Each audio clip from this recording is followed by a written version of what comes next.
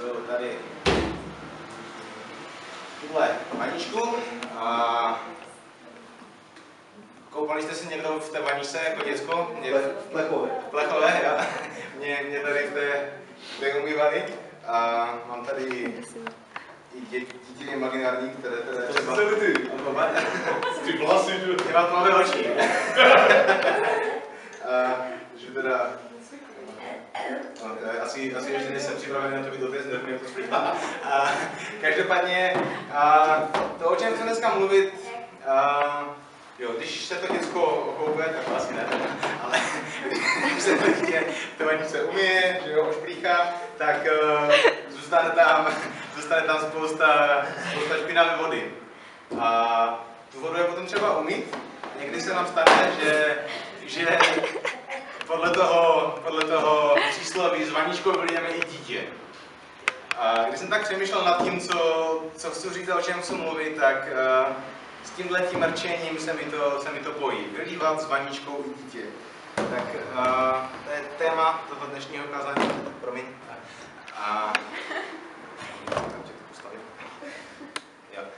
Vylívat s vaničkou i dítě.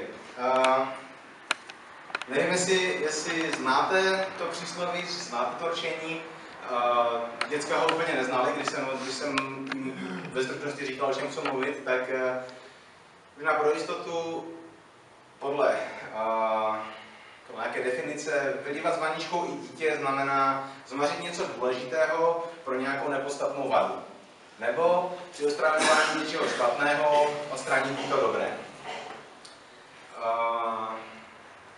Co to může být? To jsou věci, o kterých budu mluvit.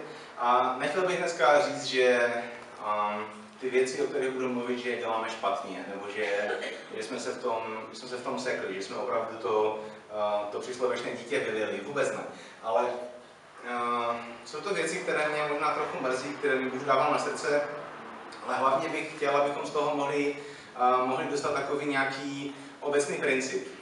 Abychom se možná mohli zamyslet nad tím, jestli nejsme možná naší nějakou kulturou, našima věcma, které máme zažité, nějakýma věcma, které známe z domu, nějakýma věcma, které jsou dané třeba naší národností, nebo tím, jaký jsme, čím jsme si prošli.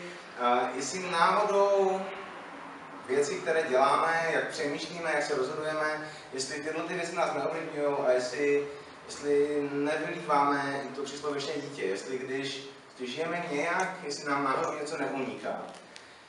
A jo, budu mluvit o pár věcech, o pár oblastech, které jsou, na kterých to možná bude vidět a o kterých přemýšlím, jestli to tak někdy není. A pak to snad nakonec se povede zhrnout a snad pochopíte, co snažím předat a co věřím, že mi Bůh dával na srdce. A jedna z těch oblastí, kde to vidím, kde to je asi nejméně kontroverzní a snad i nejsnáze pochopitelné, to, co se budu snažit říct, je rodina. Rodina je super věc, že jo? Bůh vymyslel rodinu, Bůh, když stvořil svět, tak říká, není dobré, aby byl člověk sám, říká, opustí muž, otce i matku, budou ti dva jedno tělo. Zadal nám přikázání, že se máme množit a naplnit zemi. Rodina je super věc, v současné době se rodiny rozpadají, moc to nefunguje, lidi hledají důvod, proč to tak je, no, protože to není Bůh. Ale rodina je super. Rodina je něco, co Bůh vymyslel. Ale když přemýšlím nad tím, jaký je na rodinu a na vztahy obrovský tlak, a už tady zaznělo, my jsme teď začali chvilku spolu, takže jsme ještě zamluvaní nadšení. Ale upřímně, že jo, mě je 31 teďko a dlouhou dobu jsem byl sám. A už mě někdy, co to říkáš, už mě štvalo, když jsem některé lidi potkal a ptali se, tak ty už někoho budeš mít, ty bude svatba, ještě nikoho nemáš, nic toho něco divného. A to i když prostě přijeli nějací, já nevím, velcí boží mužové. Když tady byl bratr Jun, tak se ptal, už jsi ženatý, kdy budeš ženatý? A jsem si říkal, ty mám čas, jako co je? A zároveň když věnuju se mladým, mladí mají zamilované vztahy, to je hlavní téma. A přes když poslouchám, teď nemyslím vůbec ve zlém, ale když poslouchám zvláště mladé holky, tak jsou úplně špatné z toho, že prostě nikoho nemají, mají pocit, že o ně není zájem. A i v těch křesťanských kruzích jako taková ta šuškanda jako je 25, ještě nikoho nemá, něco je divně. A kolikrát mi těch lékařů líto. A kolikrát krom toho, že mi je líto, tak to občas vede až k tomu, že je takový tlak na to, aby lidi nebyli sami a prostě byly ty rodiny, tak je takový tlak, až třeba mladí lidi odcházejí od Boha, protože si nacházejí nevěřící partnery. Já bych chtěl přečíst kousek něčeho z Bible, z 1. Korinským, kdy se na tohleto téma ptali apoštola Pavla. Korinští nějak v tom neměli jasno, nějak jim úplně nebylo jasné, jak to s tou rodinou je. A ptali se apoštola Pavla, tak jako, jak? Takže ptali se ho, pokud jde o to, co jste psali, je pro muže lépe, když je bez ženy. Tak přemýšlím nad tím, jak to je v té dnešní křesťanské kultuře, kdy prostě je obrovský tlak na rodinu, kdy je prostě, jak říkám, lidi se ptají, jestli někoho máš, kdy bude svatba, dneska se mě už 3 lidi zeptali, kdy bude svatba z večeru. Já se na to moc těším, bude to super, ale na druhou stranu Pavel říká, je pro muže lépe, když je bez ženy. Potom povídá teda, když už to musí být, jako když už budou spolu, tak jim na to dává nějaké návody, jak na to. Potom dále říká, jo, asi ještě dál. Jo, přáli si totiž, aby všichni lidé byli jako já. Pavel žil bez ženy, že? Ale každý má od Boha svůj vlastní dar, jeden tak, druhý tak. Znovu svobodným a budu vám pravím, že je pro ně lépe, když zůstanou tak, jako já. A tak já si říkám, nevylili jsme to dítě toho být sám. Já jsem říkám, řeknu to znova, už to někdy zná nervy. Já si moc užívám vztah s Verčou, já si moc užívám toho, že se teď poznáváme, už se moc těším na to, až budeme svoji, že to tak dopadne. Ale když se zamyslím nad tím časem, kdy jsem byl sám, tak ve spoustě věcí to bylo pro mě jednodušší. Měl jsem čas víc se věnovat, službě, víc toho času bylo mnohem víc. Já si ten čas s Verčou moc užívám, ale den má 24 hodin a když to být s ní a zároveň být v práci a dělat věci, tak není to vždycky úplně jednoduché poskládat. Tak si říkám, nevylili jsme trošinku to dítě z vaničky, to dítě být sám. A tím nechci teď říct, že se všichni máme prostě být sami a konec a já s Čenkem rozejít se a být sami a já Verču nechám. Ne, o tom vůbec nemluvím. Rodina je super a věřím, že to přináší spoustu dobrých věcí. Nicméně přemýšlím nad tím, jestli jsme to trošku nepřehnali. Jestli jako křesťaní ten důraz na rodinu a na to být spolu, jestli se není někdy až moc velký. A jsem přemýšlel nad tím, kolik znám křesťanů, kteří žijou v celibátu. Když vzpomínám katolické kněze teda, kteří to mají befelem, ale když se zamyslím nad tím, já znám tak 500 křesťanů, si myslím, když tak počítám, a z nich znám 3, kteří žijou v celibátu. A 2 z nich jsou Američaní. Takže si říkám, není to, když Pavel říká, přál bych si, aby všichni byli jako já, a já znám z 503, není někde něco mimo? Kdyby těm Američanům ani moc nevěřil. Já je znám trošku a já bych nevěřil, že žijou v celibátu. Já zrovna tímhle těm. Všech 500 si myslím. Jo, a znova, tím nechci říct, že bychom prostě se měli rozvádět, nic takového. Ale jenom si říkám, jestli ten tlak té kultury není takový, že prostě být sám a být oddělený život pro Boha, tak jestli jsme o to nepřišli. Jsme nevylili tohleto příslovečné dítě. Jo, tohle to je spíš na to, abych ukázal ten princip, ten motiv. Nicméně pár oblastí, kde si myslím, že to je důležitější a kde o kterých bych chtěl mluvit a pár jsou kontroverzní. Nicméně ještě jeden verš, 7.32 s Korinským. Ještě se to týká té rodiny. Já bych však chtěl, abyste neměli starosti, svobodný se stará o věci Páně, jak by se líbil Bohu. A dál pokračuje, že zadaný se stará o to, jak by se zalíbil tomu svému partnerovi. Ještě jedno tohle potvrzení, ale mě by zajímalo, mě se zaměřilo na tuto část. Svobodný se stará o věci Páně, jak by se líbil Bohu. V originále, jak by se zalíbil Bohu. Co má dělat proto, aby se Bohu líbil víc? Svobodný se snaží, přemýšlí nad tím, co dělat, aby se Bohu líbil víc. To zní jak skutkaření, že? Docela.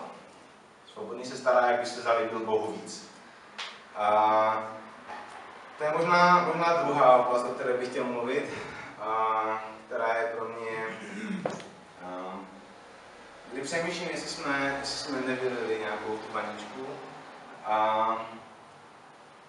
Často slyšíme, že nemáme skutkařit. Skutkařit je špatné a samozřejmě je to špatné. Nemůžeme vlastními skutky se nikdy k Bohu nějak dostat, nemůžeme si žádnými skutky získat spasení, nemůžeme si žádnými skutky nějak Boha naklonit pro sebe, nemůžeme ho tím nějak zmanipulovat.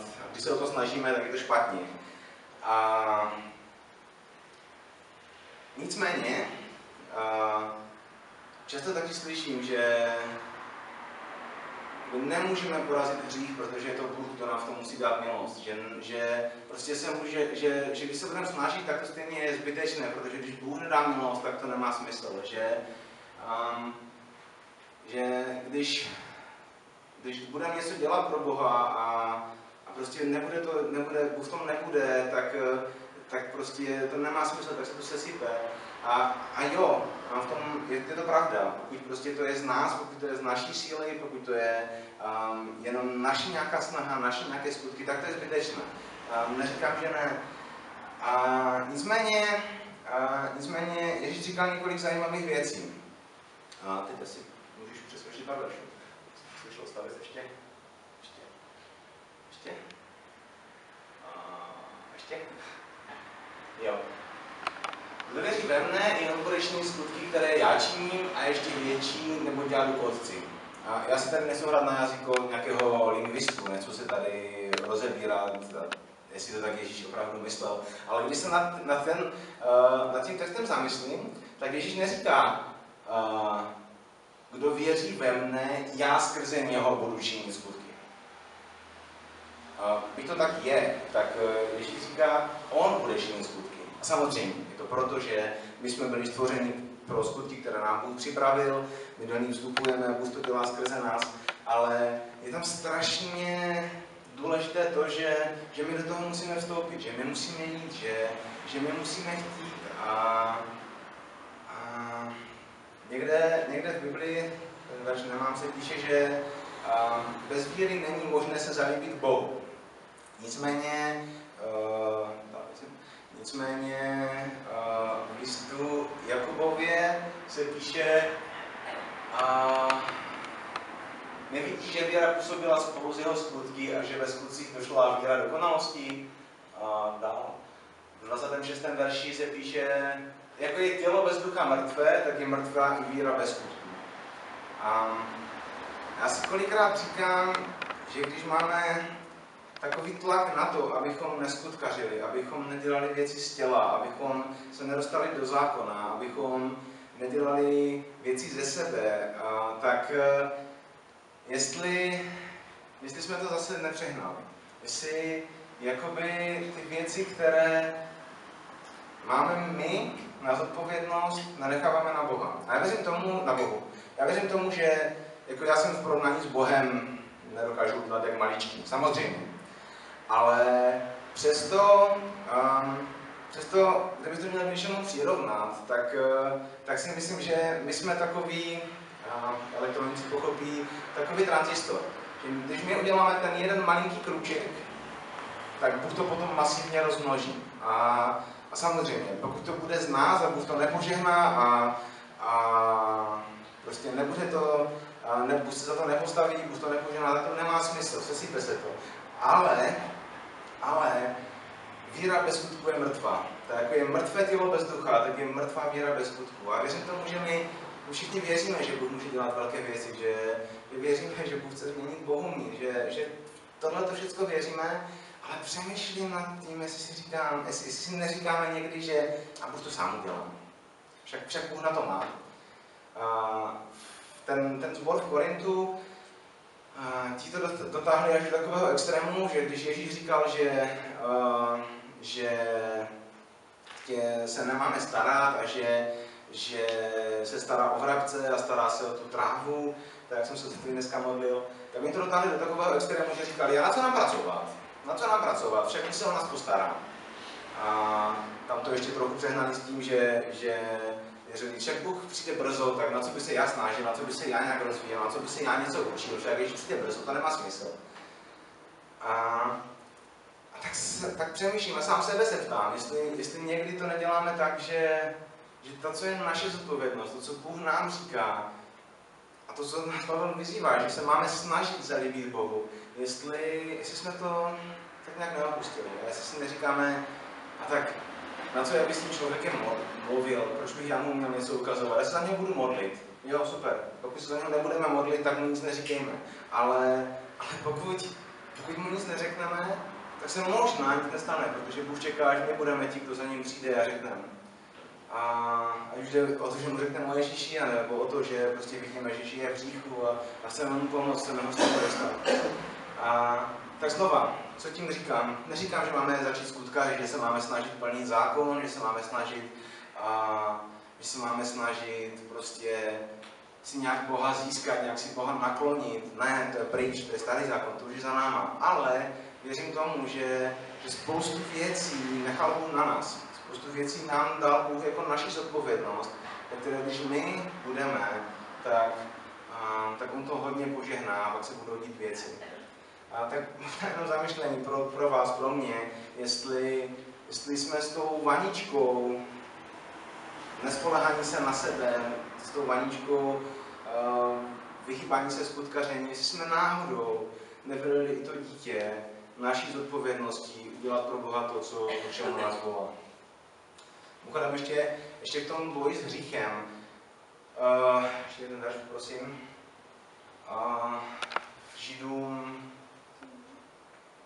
Židům 12:4 se píše, ještě jste v zápase s hříchem nemuseli prolít svou krev. Samozřejmě, je to Bůh, který nás čistí, je to Bůh, který nás proměňuje, je to Bůh, který mění naše srdce, který mění náš charakter, který nás vyvádí ze závislostí. A když Bůh nedá milost, tak prostě my se z ničeho nedostaneme. Ale tady písatel listu Židům říká, ještě jste v zápase s hříchem nemuseli prolít svou krev. V jiném překladu, ještě jste se nevzepřeli až do krve. Což i v tom boji s hříchem, myslím si, že často to slýchám, že jo, já se za to modlím, já věřím, že mě z toho Bůh dostane. Samozřejmě, pokud se nebudu modlit za to, ať mě Bůh z nějaké závislosti vyvede, tak se s ním nedostanu. Ale pokud zároveň se nebudu snažit já umrtvovat svoje tělo, pokud já nebudu to vyznávat s někým, nebudem se za to modlit spolu, nebudem dělat různé věci, které nám Bůh radí, které můžou k tomu pomoct, tak věřím tomu, ne, že to nestane, ale že se okrádáme o strašně moc a že jsme vylili to dítě, které v tom, které věřím, že nám Bůh dal a my jsme to možná trošinku přijali, možná. Další oblast, se kterou já hodně zápasím a která je pro mě velmi osobní, prosím, aby vzala pár další zpátky, až přisloví 4 Další téma jsou naše schopnosti, dary, které od Boha máme, úspěch náš. Často slyšíme, a v církvi se to často používá, že Bůh nepoužívá schopné, ale uschopňuje věrné. Nebo nepoužívá schopné, ale uschopňuje povolané. Slyšíme, že byl věrný, tak ho Bůh povolal a uzvedl a udělal z něj král nad Izraelem, kterého si Izrael doteďka připomíná, má stále za takovou svoji ikonu. Ježíš, když chodil po zemi, tak si za učedníky vyvolil většinu rybářů, výběrčího daní, lidí, kteří byli bez vzdělání, kteří byli což neschopní, ale ne takové, kteří by si vyvolili dnešní vůdcové. Velmi slavný verš přísloví je, že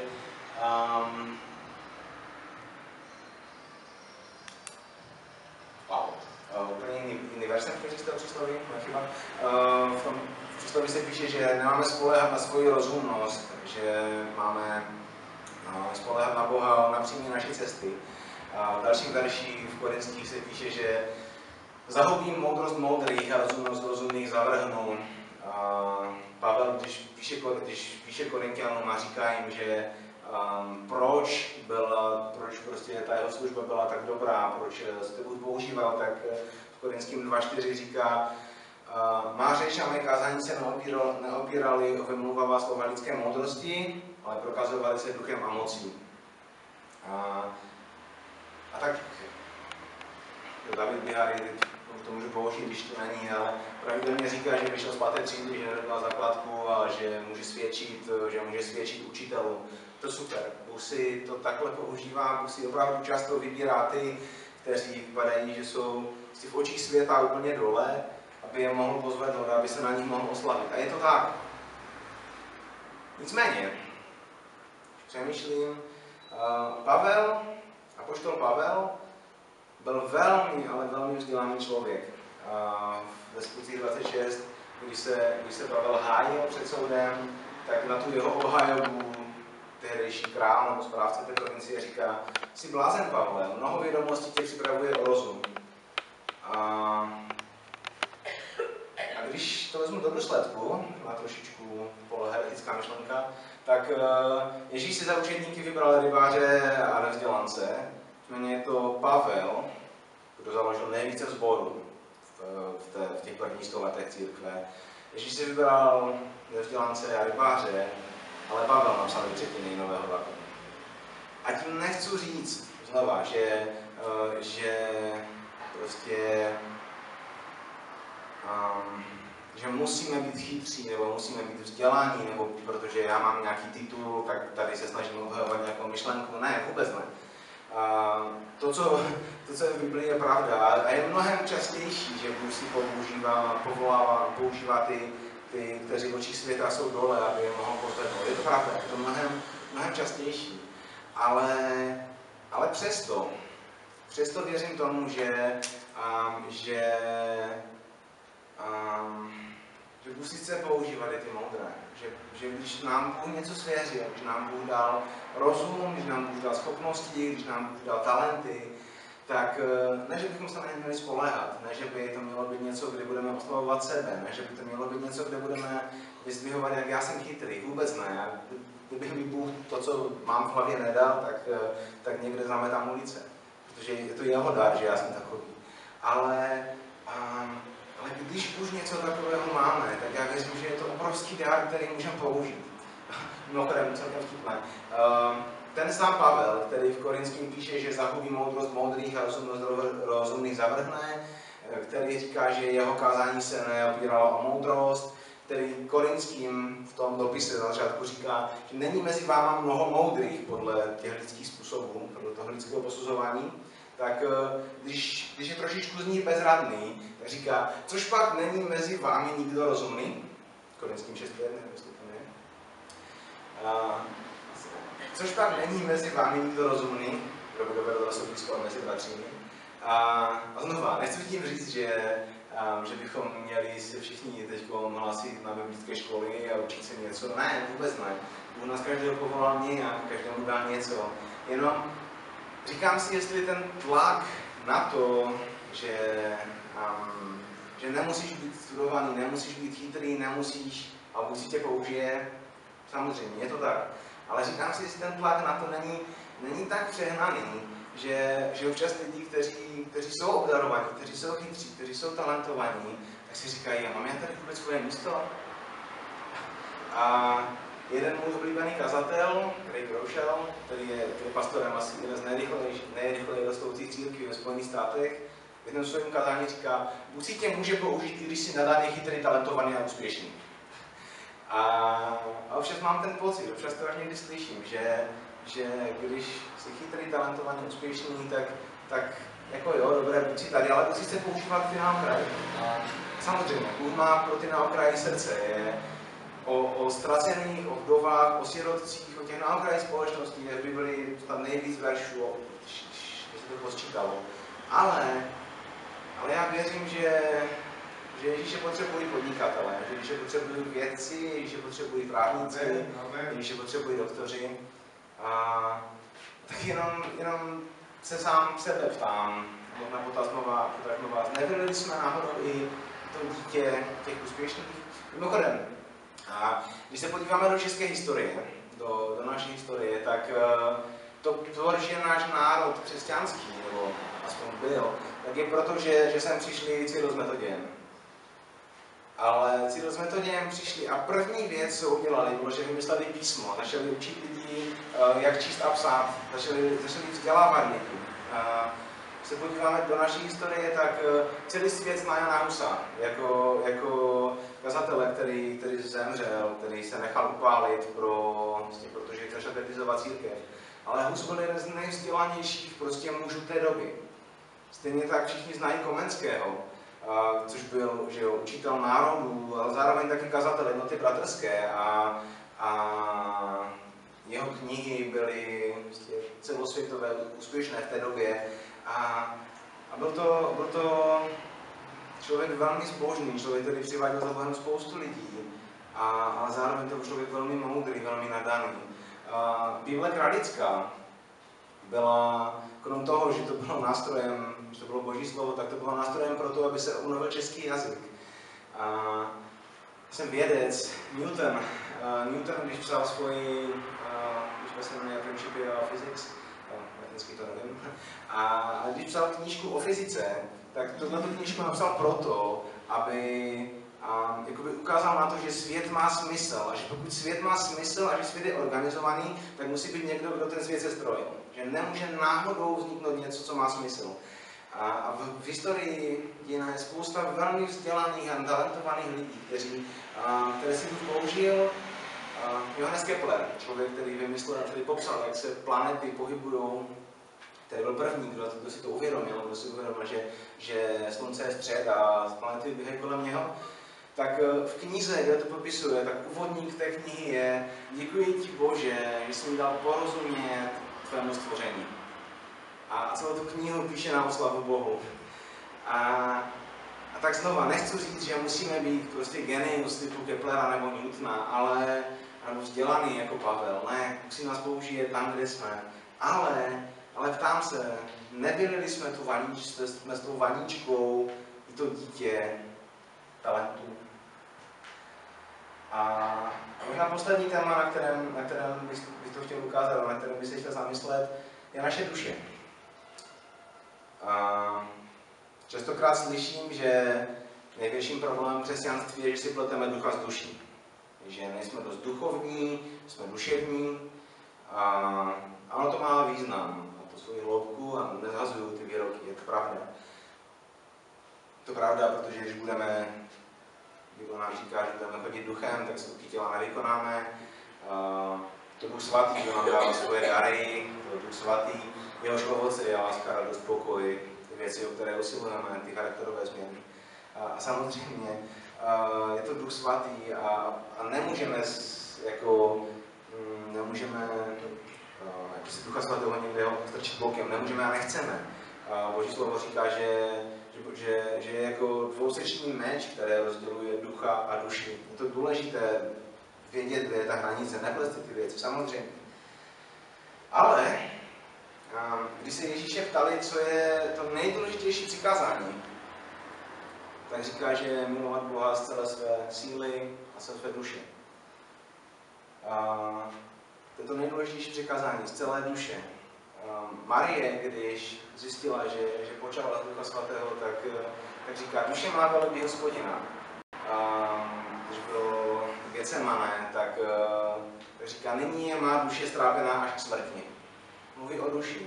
A duše, možná, že úplně nerozumíme tomu, co je duch a co je duše, možná, že v tom máme trošku zmatek, ale já se přiznám, že mám. Ale duše je něco nádherného, co nám Bůh dal.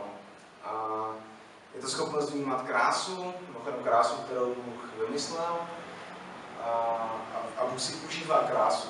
Když člověk podívá na západ slunce, tak vidí, jak si prostě Bůh užívá krásu, jaký je umělec. Když se podívá na... Bůh vsadil celý svůj národ, celý Izrael na krásu jedné ženy, krásu Ester. A tohle to je všechno duše. A já znova nechci říct, že bychom měli začít řešit především formu, že bychom měli především se zajímat o to, jestli tady máme světilka, nebo jestli nám to ladí. Ne, vůbec ne. Mnohem důležitější, mnohem hlubší je ten obsah. Mnohem důležitější je to, co dělá Duch Svatý v nás a skrze nás, než prostě ten povrch. Ale občas mám pocit, že to až trochu zase vylíváme to dítě z vaničky, to naší duši. Jakoby to, jak se cítíme, to, jak věci vnímáme, to, co nás těší, to, co nás baví, tak jakoby jsme to někdy trošinku dávali do ústraní, protože hlavně přece, aby duch, a samozřejmě je to strašně důležité, pokud by to bylo o duši jenom, tak je to zbytečné, je to marné. Ale říkám si, jestli prostě to duší, to krásné, co nám Bůh dal, tak jestli to někdy, protože je dobré rozsuzovat, co je z ducha a z duše, ale říkám si, že jsme to vlastně někdy trošku nepřehnali. Ale jak to můžu rozsuzovat, když neznám rozdíl mezi duchem a duší? Jo, to je těžké a myslím si, že já znám Ježíše 15 roků a občas se v tom pletu, takže není to zdaleka jednoduché. A myslím si, že se máme co učit v tomhletom a musíme se to učit.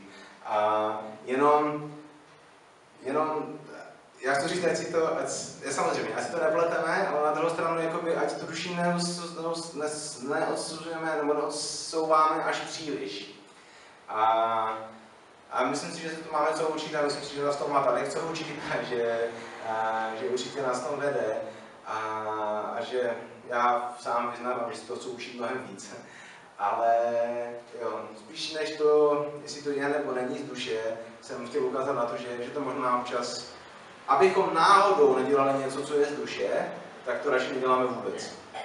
Když to přežeme. Těch oblastí by asi bylo víc. A byl bych rád, kdybychom si z toho mohli vzít takový nějaký obecný princip, abychom se mohli na někdy zamyslet, jestli nejsme v nějakém extrému, jestli jsme něco neodsunuli úplně do pozadí, jestli jsme naopak něco příliš nezveličili, jestli jsme nevylili to dítě s vaničkou. Jo?